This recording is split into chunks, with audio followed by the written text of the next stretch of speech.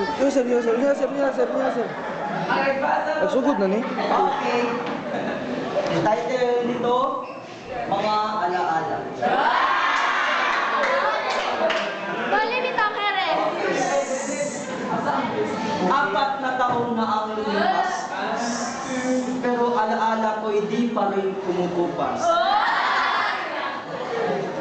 Nung una ako kayong nakita, nung kayo'y mga cute pang bata. Ngayon, kayo ay mga binata at dalaga. Huwag niyo sanang makalimutan ang aking mga paalala. Ay, kayo. Kahit minsan, ako ay naiirita kapag ito ay inyong binabaliwala. Kayo, di ko man maiwasan na kayo ay mapapagalitan dahil sa inyong katangahan. Pero sana ito ang nasa isipan, ginagawa ko lang ito para sa inyong kapakanan. Alam kong minsan kayo ay nagagalit sa akin dahil sa ako ay sumpungin. Sana ako ay patawarin, ginagawa ko lang aking minahal ng muli.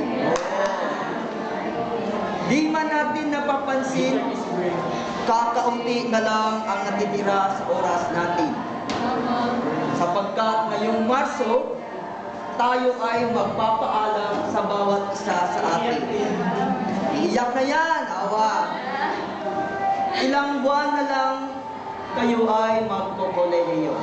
Kinakailangan dun ang malaking sakripisyo. Pero malaki ang tiwala ko na kayo ay makakapagtapos. Huwag niyo lang iwala ang tiwala niyo sa Diyos.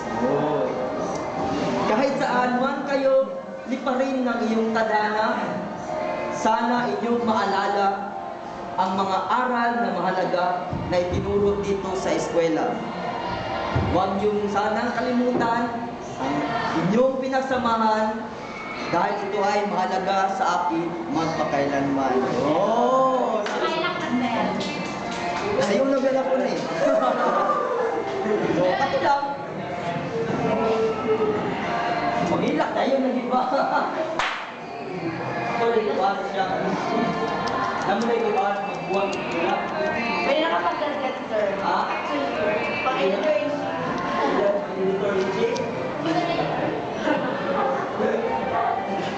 Kung paano sila nag-break mo na picture.